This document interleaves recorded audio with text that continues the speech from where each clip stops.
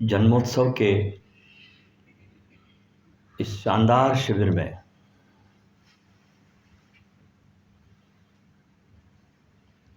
हम सभी उनकी कुछ बाल लीलाओं का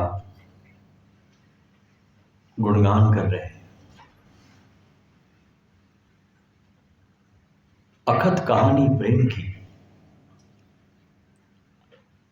कहत कही न जाए, गूंगे केरी सरकरा खाए और मुस्काए। बाल लीलाएं बड़ी अनूठी, बड़ी विचित्र और श्रवण योग्य है, और इसमें संदेश भी है। रामचरितमानस में तुलसीदास जी एक बहुत सुंदर पद लिखते हैं। कहते हैं वो, सुनहु तात यह अखत कहानी, समझुत बनई ना जाई बखानी। इसका बखान नहीं किया जा सकता, लेकिन समझा जा सकता है इस गाथाओं को। बहुत से मित्रों से उनका बचपन में परिचय हुआ। कई सहपाठी थे, साथी थे, पढ़ने वाले लोग थे। उसमें एक उनके साथ पढ़ने वाले थे, उनके क्लास फेलो थे, और उनका नाम था ठाकुर। वायलिन बहुत अच्छी बजाता था ये आदमी, बच्चा। इसलिए रजनीश से इसकी दोस्ती बैठी। क्योंकि हम बाल लीलाओं का वर्णन कर रहे हैं तो रजनीश शब्द आपको उचित लगेगा, उनके बाल लीलाओं में जा रहे हैं। बहुत अच्छी दोस्ती थी ठाकुर से, क्योंकि वायलिन बजाता था ये, और यही उनके बीच मित्रता का सेतु भी था। क्योंकि जब कभी इनको अपने मस्तो बाबा का स्मरण आता था तो वो ठाकुर की वायलिन को सुनते हुए मस्तो बाबा की याद में खो जाते थे। क्योंकि ये इन तीन संतों का इनके जीवन में बहुत महत्वपूर्ण रोल रहा है। कहना चाहिए कि इन्हीं तीनों ने उनको बहुत आकाश तक, ऊंचाई तक लेके गए। जैसे जे कृष्णमूर्ति को एनी बेजेंट और ब्लाउटस की न मिली होती तो कृष्णमूर्ति भी इतनी ऊंचाई को नहीं छू सकते थे जितनी ऊंचाई को कृष्णमूर्ति ने छुआ। इन दोनों ने कृष्णमूर्ति पर बहुत अथक प्रयास किया। एक छोटे से नन्हे से बालक को, एक गरीब बच्चे को उठा करके कहां से कहां शिखर पर कृष्णमूर्ति को एनी बेजेंट और मैडम ब्लाउटस्की ने पहुंचाया। तो ऐसे तीन संतों का हमारे सदगुरु के जीवन में एक बहुत बड़ा स्थान रहा है। मग्गा शाह, पागल बाबा और लास्ट में मस्तो। इसलिए अमेरिका में जब ये मौन तोड़ते हैं तो पहला जो प्रवचन है रजनीश बाइबल, तो प्रथम चरण में पहले ही सेंटेंस में वो मग्गा शाह को याद करते हैं। मौन के बाद कहते हैं, अगर मग्गा शाह ना होते तो मैं बोल नहीं पाता था। उन्होंने मुझे प्रेरित किया कि अगर तुम बहुत दिनों तक मौन रह जाओगे तो फिर तुम मेहर बाबा की तरह फिर तुम बोल नहीं पाओगे। एक बार उस मौन के समंदर में आदमी डूब गया तो फिर शब्द नहीं मिलते उस महिमा को बयान करने के लिए। बहुत कठिन हो जाता है, इतना खिंचाव है भीतर के उस मौन का। तो पहले बाइबल पर बोलते हुए प्रथम प्रवचन जब मौन तोड़ते हैं तो मक्का शाह को याद करते हैं। तो इनके दोस्त थे ठाकुर, क्लास फेलो, वो वायलिन बजाते थे और ये खो जाते थे मस्तों की याद करके। एक दिन की बात है, बड़ी सुंदर घटना है ये, कि वायलिन बजाने के बाद उनका जो मित्र था ठाकुर बहुत भावुक होकर बोला अपने दोस्त रजनीश से, कहा कि रजनीश, आमी शेफाली के बगैर जिंदा नहीं रह सकता। बंगाली, ये बंगाली थे तो नहीं ठाकुर, लेकिन किसी बंगाली लड़की के प्रेम में पड़ गए थे। अब छुटपन में बच्चे उस फैंटासी में जीते भी हैं, उस उम्र में 15-16 साल की उम्र में जब बॉडी में कलर छूटते हैं तो लड़की की तरफ आकर्षित होती है, लड़का लड़की की तरफ आकर्षित होता है। तो कहता रजनीश, आमी शेफाली के बगैर जिंदा नहीं रह सकता, हम उसको बहुत प्यार करता है, हम बेइंतहा उसको प्यार करता है। रजनीश बहुत मीठी मीठी मुस्कुराते हुए हंसी के साथ बोले, ठाकुर तुम्हारा दिमाग शायद खराब हो गया है।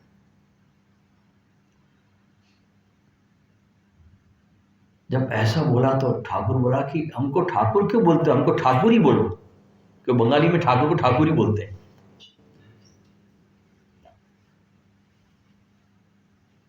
रजनीश ने कहा, ठाकुर तुम्हारा पागलपन बहुत हो चुका, उस बंगाली लड़की के प्रेम में पड़कर तुम्हारा दिमाग खराब हो गया है और तुमने उसके प्रेम में पड़ करके, तुम बंगाली नहीं हो फिर भी तुमने बंगाली वेशभूषा भी पहन ली है। तुम ढीले ढाले कपड़े, लुंगी ढीले ढाली, जमीन को पोंछती हुई जैसे बंगाली की वेशभूषा होती है, और हरदम हाथ में छाता, ये बंगाली की वेशभूषा होती है। बरसात हो चाहे ना हो, बंगाली छाता जरूर रखता है। और तुमने बंगाली लहजे में हिंदी भी बोलनी शुरू कर दी है और छाता लेकर चलते हो। और मजे की बात है कि उस लड़की ने जिसके प्रेम में तुम पड़े हो, उसने तुमको कभी लिफ्ट भी नहीं दी, उसने तुम्हारे किसी भी प्रेम के पत्र का उत्तर भी नहीं दिया, तुमसे कभी अकेले वो लड़की मिली भी नहीं। इस तरफ क्या एक तरफा प्यार हो सकता है कभी? ठाकुर ये सुनकर कुछ उत्तर नहीं दिया, लंबी लंबी सांस भरने लगा।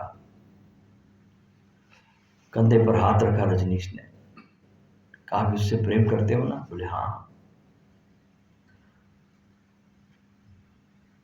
तो प्रेम करते हो तो उसे पाना क्यों चाहते हो? प्रेम तो बेशर्त होता है। अब देखो 16 साल का बच्चा बातें कर रहा है, प्रेम तो बेशर्त होता है, उसमें कोई मांग नहीं होती। और मैं गारंटी से कह सकता हूं, रजनीश कहने लगे, कि 99% विवाह शादियां असफल हो जाती है। अगर तुम्हारा शेफाली से विवाह हो भी गया ठाकुर, तो 2-4 साल में हवा हो जाएगा, ये पागलपन खत्म हो जाएगा। और शायद है कि तुम उससे घृणा भी करने लगो, क्योंकि प्रेम और घृणा दोनों एक ही सिक्के के पहलू है।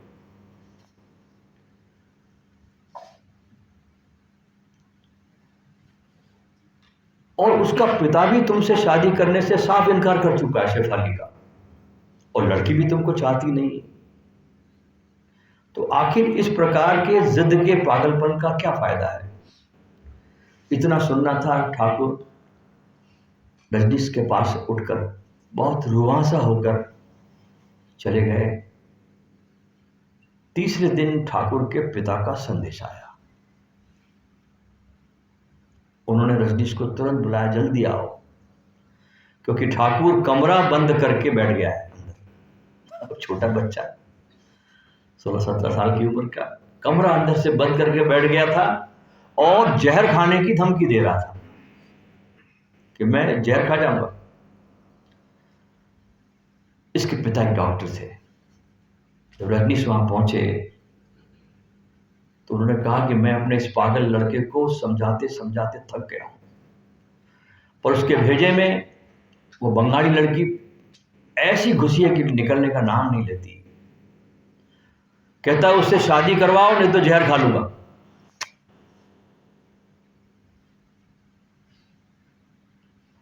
फिर पिता बहुत रुआं से शर्म बोले रजनीश से कि मैं इतना बड़ा आदमी हूं, शहर में इतना बड़ा डॉक्टर हूं, उस लड़के के मुकाबले में मेरा ओहदा ज़्यादा है, फिर भी लड़के की जिद के कारण मैं उसके बाप से मिलके भी आया हूं, शेफाली के पिता से। उसको समझाया भी मैंने कि मेरा ये इकलौता बेटा है, मेरे पास और कोई औलाद भी नहीं है, रुपया पैसा मान इज्जत सब मेरे पास है, शादी कर क्यों नहीं देते। लेकिन उनकी जिद है कि शादी करेंगे तो किसी बंगाली लड़के से करेंगे, किसी और से नहीं। मैंने फिर भी आखिर कोशिश करते हुए उनसे कहा, बाप कह रहे हैं उनसे, कि मेरे बेटे में बंगाली होने में कसर क्या बची है। कपड़े पहनने लगा, छाता लेके घूमने लगा, बंगाली बोलने लगा, बंगाली भोजन करने लगा, रविंद्र संगीत सुनने लगा, मछली भात खाने लगा। अब उसमें कसर क्या बची है मेरे लड़की के बंगाली होने में। पर उनको तो जन्मजात बंगाली चाहिए। अब मैं क्या कर सकता हूं रजनीश, तुम बताओ। दरवाजा तोड़वाऊं तो फौरन जहर खाने पर अंदर से आमादा है वो लड़का। मैंने उससे 4 घंटे की मोहलत मांगी है, बाप बोल रहा है, और 2 घंटे गुजर चुके हैं। तुम उसके मित्र हो, सहपाठी हो, क्लास फेलो हो, अब तुम्हारे भरोसे तुम कुछ करो। अब यहां से देखना महिमा शुरू होती है रजनीश की। तुम कुछ करो। अब रजनीश उसके दरवाजे के जो बंद दरवाजा था उसके पास मुंह लगाकर बोले, ठाकुर मैं आया हूं और मेरी बात बहुत ध्यान से सुनो। जब रजनीश की आवाज सुनी अंदर ठाकुर ने, तो बंगाली टोन में बोला कि या तो मेरी शादी शेफाली से करवाओ वरना मैं जहर खाकर जान दे दूंगा। रजनीश ने उत्तर दिया कि मैं आत्मविश्वास से कह सकता हूं कि सब कुछ ठीक कर दूंगा, तुम पहले दरवाजा खोलकर बाहर तो आओ, क्योंकि तुमने अपने पिता की डिस्पेंसरी से जो जहर चुराया है मैंने मालूम कर लिया है कि उसको खाने के बाद 8-10 घंटों तक तुम मछली की तरह तड़पोगे उस जहर से, और इसी बीच दरवाजा तोड़कर तुम्हें उल्टी कराकर जहर बाहर निकाल दिया जाएगा। इसलिए पागलपन छोड़ो, उससे तुम मरोगे नहीं। मेरी कार बाहर खड़ी है, मैं तुम्हें अपने साथ जहां कहोगे वहां ले चलूंगा, जो करना चाहोगे वो करने दूंगा, रोकूंगा भी नहीं, बल्कि तुम्हारी हर तरह से मदद करूंगा तुम्हारे आत्महत्या करने के लिए। तुम जो बोलो मैं करने को तैयार हूं।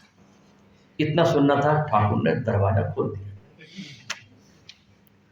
रजनीश अपने साथ कार में उसे बिठाए और ले जाकर उससे बोले, सुनो ठाकुर, शादी होनी तो असंभव है, वो तो हो नहीं सकती,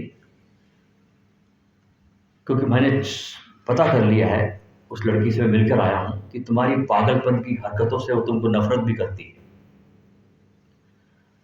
वह एक बंगाली लड़के से शादी करने जा रही है। और रही आत्महत्या की बात, तो जबलपुर में प्रकृति ने आत्महत्या का बहुत सुंदर और उचित साधन जुटा रखा है। सुबह तड़के 4 बजे नर्मदा नदी के भेड़ा घाट के धुआंधार में हम चलेंगे। जबलपुर में एक बहुत सुंदर स्थान है भेड़ा घाट, जहां से नर्मदा का एक छोर 100 फुट नीचे गिरता है धार उसका। वहां संगमरमर की करीब 100 फुट ऊंची चट्टानों से झरने की तरह पानी नीचे गिरता है और नीचे भी बड़ी उबड़ खाबड़, बड़ी तीखी चट्टानें हैं। इसलिए ऊंची चट्टान से नीचे छलांग लगाने पर आज तक कोई जिंदा वहां बचा नहीं, और सैकड़ों लोग वहां सफलतापूर्वक आत्महत्या कर चुके, सफलतापूर्वक। और कहो तो मैं तुम्हारे साथ अभी चल सकता हूं, लेकिन यार आज चांदनी रात है तो आज वहां भीड़ बहुत होगी, वहां देखने वालों का मेला लगा होगा, क्योंकि चांदनी रात में बेड़ा घाट पर बहुत लोग भीड़ करते हैं, देखने आते हैं। वहां का सौंदर्य कुछ और होता है, संगमरमर की चट्टानों का। तो ऐसा करते हैं, सुबह 4 बजे का तुम्हारे आत्महत्या के लिए टाइम ठीक है। मैं घड़ी में अलार्म लगा देता हूं और हम लोग ठीक 4 बजे उठ जाएंगे, नहा धोकर नाश्ता पानी करके 5 बजे हम बेड़ा घाट पर उस स्थान पर पहुंच जाएंगे। प्रेमियों को उससे ज्यादा सुंदर और आदर्श स्थान पूरी पृथ्वी में दूसरा नहीं है, और करना कुछ नहीं है, सिर्फ तुम्हें पहाड़ की चोटी पर खड़े होकर बस छलांग लगा देनी है। और अगर तुम्हारी वहां पर खड़े होने के बाद हिम्मत नहीं हुई छलांग लगाने की, तो तुम्हारा मित्र होने के नाते मैं भी तुमको धक्का दे दूंगा, कि तुम्हारा मित्र हूं मैं, तुम्हारी सहायता कर दूंगा, तुमको धक्का दे दूंगा। ठाकुर कुछ बोला नहीं, चुपचाप बैठा सुनता रहा। रजनीश जी ने 4 बजे का अलार्म लगा दिया, फिर भोजन करने बैठ गए। खाना शुरू हुआ, और भोजन शुरू करने से वो पहले बोले, वैसे तो तुम मरने ही जा रहे हो, इसलिए खाकर मरो या बिना खाए मरो, कुछ फर्क नहीं पड़ता, पर चाहो तो खाना खा लो, मेरे पास खाना तुम्हारे लायक पड़ा है। सफेद वाले बंगाली रसगुल्ले भी मैंने आज तुम्हारी आत्महत्या के अवसर पर मंगा लिए, तो रसगुल्ले खाकर मरो, वो ज्यादा अच्छा रहेगा। अगर तुम खा पी कर नहीं मरोगे तो तुम्हारी प्रेतात्मा शेफाली के घर के आसपास घूमती रहेगी, उसके बेचारे की रसोई घर के आसपास तुम घूमते रहोगे। रजनीश ने खाना शुरू कर दिया। कुछ देर बाद बिना कुछ कहे ठाकुर उठा और चुपचाप बैठकर खाना खाने लगा। उसने 4 रसगुल्ले भी खाए। खाना खाने के बाद रजनीश ठाकुर से कहते हैं, उधर टेबल पर कागज और कलम रखी है, उस पर अपनी पत्थर दिल बेवफा महबूबा को या माँ बाप को कोई आखिरी चिट्ठी लिखना चाहो तो शौक से लिख लो, और अच्छा होगा कि पुलिस के नाम एक सुसाइड नोट भी लिख लो, और उस सुसाइड नोट को अपने प्लास्टिक में बंद करके अपने जेब में डालो। छलांग मारोगे तो वो प्लास्टिक के में पानी नहीं जाएगा, और एक प्लास्टिक के लिफाफे रखकर सुसाइड नोट अपने जेब में रख लो, ताकि वो गीला ना हो और तुम्हारे जाने के बाद तुम्हारे पिता को भी परेशानी ना हो, तुम्हारी फैमिली को परेशानी ना हो। अब ये सुनते ही ठाकुर गुमसुम हो गया, बैठा रहा। रजनीश ने लाइट बुझाते हुए कहा कि चिट्ठी पत्री नहीं लिखने वाला तो कोई बात नहीं, तुम्हारी मर्जी है, अब तुम शांति से सो जाओ, सुबह 4 बजे उठना है। पर आधे घंटे तक ठाकुर सोया नहीं, बेचैनी से बिस्तर पर करवट बदलता रहा। रजनीश ने लाइट बुझाई और बाद में देखा कि ये करवटें बदल रहा है, सो नहीं रहा, तो बल्ब जलाया दोबारा और कहा, क्या बात है ठाकुर, तुमको नींद नहीं आई? अरे यार, ये तुम्हारे जीवन की आखिरी रात है, मजे से सो जाओ, मत भूलना कि हमें सुबह 4 बजे उठना है। आखिर ठाकुर बहुत भरे हुए गले से बोला, तुम मेरे मित्र हो या मेरे दुश्मन हो?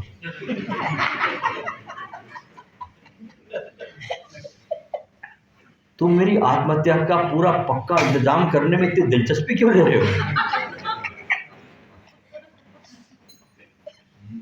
मेरी आत्महत्या करने का इंतजाम करने की इतनी गहरी दिलचस्पी तुम ले रहे हो? तुम मेरे दोस्त हो या दुश्मन? अब तो मेरे को तुम्हारे मित्र होने में मुझे संदेह होने लगा, तुम मेरे मित्र नहीं हो। भाई, रजनीश ने कहा कि मित्रता की तो यही परिभाषा होती है कि जो आफत में काम आए वो मित्र। यही परिभाषा मित्रता की होती है कि जो आवश्यकता में काम आए वही सच्चा मित्र है। तुम आत्महत्या करना चाहते हो तो मैं आत्महत्या करने में तुम्हारी हर संभव सहायता कर रहा हूं, इसमें दुश्मनी की कोई बात ही नहीं है। अब तुम अगर जहर खाकर मरने की कोशिश करते हो तो पुलिस लापरवाही के कारण, क्योंकि दवाखाना है, उसका डॉक्टर है, पुलिस तुम्हारे पिता पे केस भी कर सकती है कि तुमने जहर को ठीक से रखा नहीं, परेशान कर सकती है। और तुम अगर बच जाते तो तुम पर आत्महत्या का केस चल जाता, तुम्हें सजा हो सकती थी। तुम्हारा दोस्त होने के नाते ही मैं तुमको इतनी कठिन और विषम परिस्थिति से निकाल कर लाया और तुमको फुल प्रूफ सुसाइड करने की तरकीब बता रहा हूं, फुल प्रूफ, कोई जिसमें खतरा नहीं। और तुम मुझे दुश्मन समझ रहे हो। ठीक है भाई, मैं दुश्मन ही सही, अब मैं तो सोने जा रहा हूं और तुम्हें करवटें बदलना तो बदलो, मुझे तो 4 बजे उठ जाना है। अच्छा, गुड नाइट। और रजनी सो गए और ठाकुर देर से सोया था, अलार्म सुनकर भी उसकी नींद नहीं टूटी। रजनीश ने उनको उठाया और बोला 4 बज गया, चलना नहीं है क्या? ठाकुर बोला मुझे बहुत नींद आ रही, रात को मुझे नींद बराबर आई नहीं, रात देर से सोया था। अरे भाई, धुआंधार चलना है, तुझे वहां चट्टान से कूदकर आत्महत्या करनी है, देर हो गई तो लोगों का आना जाना वहां शुरू हो जाएगा। मैं तुमको शांति से धकेलना चाहता हूं जब कोई वहां पर ना हो, और तुमको नींद आ रही है तो यहां से काफी 20-25 किलोमीटर दूर है, तुम मेरे कार में सो जाना, मैं कार ड्राइव करूंगा, तुम मेरी गाड़ी में सो जाना। तो रजनीश जबरदस्ती उसको पकड़कर धकेलते हुए कार तक लेके गए। रास्ते में ठाकुर बोला तो क्या सच में धुआंधार चल रहे हो क्या?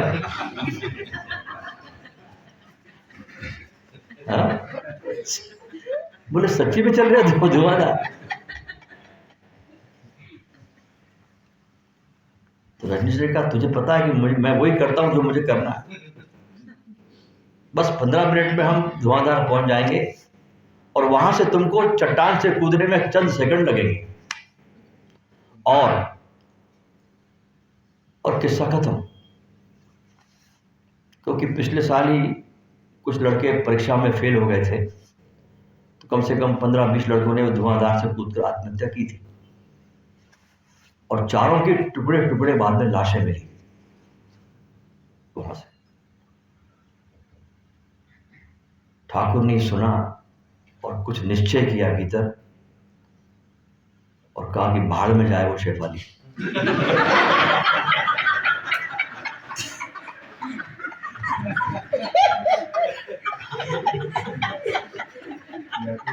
मुझे मेरे घर ले चलो, नहीं चाहिए मुझे बंगाली लड़की। मैं बंगाली बना, उसके आगे पीछे घूमता रहा और मुझसे नफरत करती है। मैं उस चुड़ैल के लिए आत्महत्या करूं? लानत है मुझ पर। मैं उस चुड़ैल के लिए आत्महत्या करूं, ऐसी लड़की के लिए जो मुझे नफरत करती है, लानत है मुझ पर। अगर वो किसी बंगाली लड़की से शादी कर रही है तो मैं उससे भी सुंदर हिंदुस्तानी लड़की से शादी करके दिखाऊंगा। रजनीश ने कहा तुम्हारा दिमाग खराब तो नहीं हो गया? तुमने मेरी पूरी रात खराब कर दी ठाकुर, मैं बरोबर सो नहीं पाया तुम्हारे आत्महत्या के कारण, और तुम स्कीम बदल रहे हो, पूरी योजना में पानी फेर रहे हो।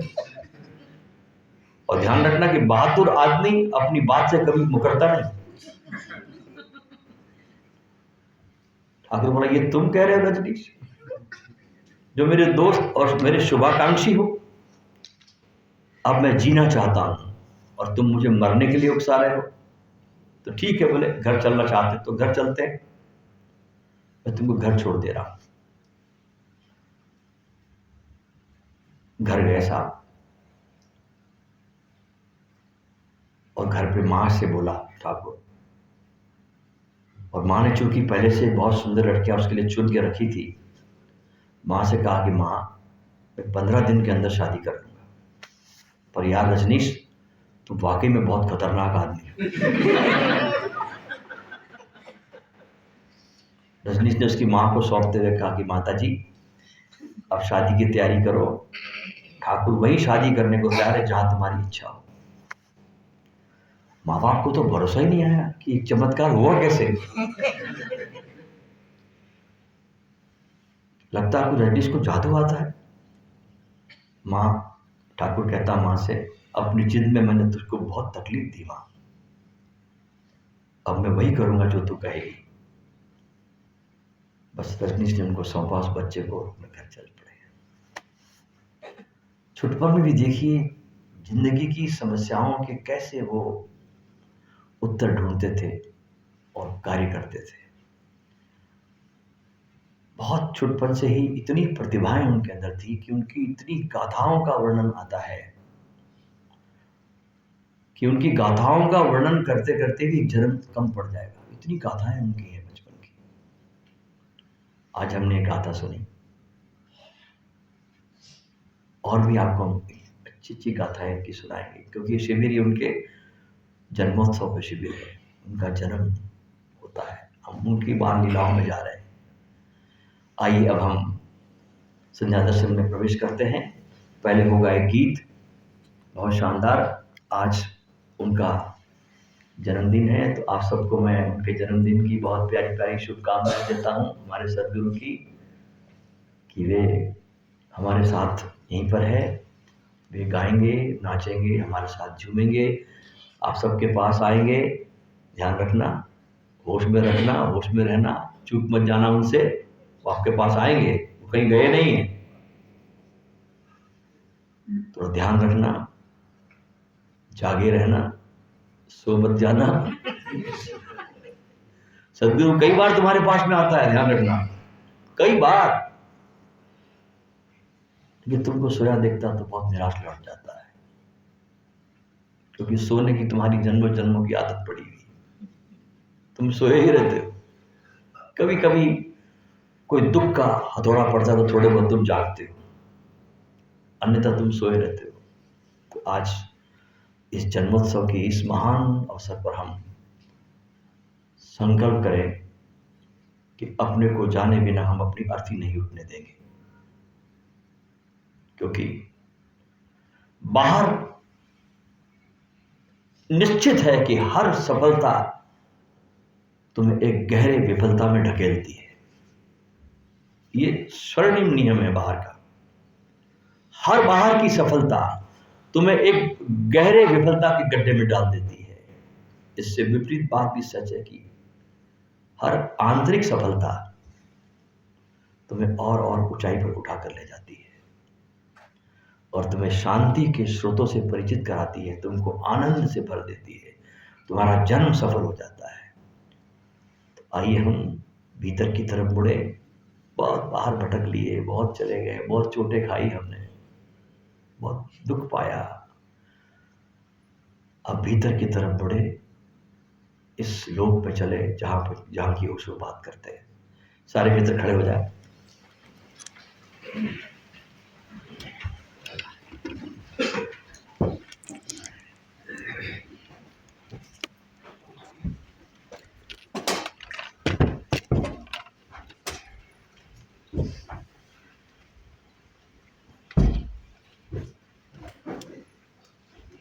तो लाइट शॉट रख देना, तो फोटोग्राफी करेंगे स्वामी जी। एक बच्चों लाइट चालू, हाँ।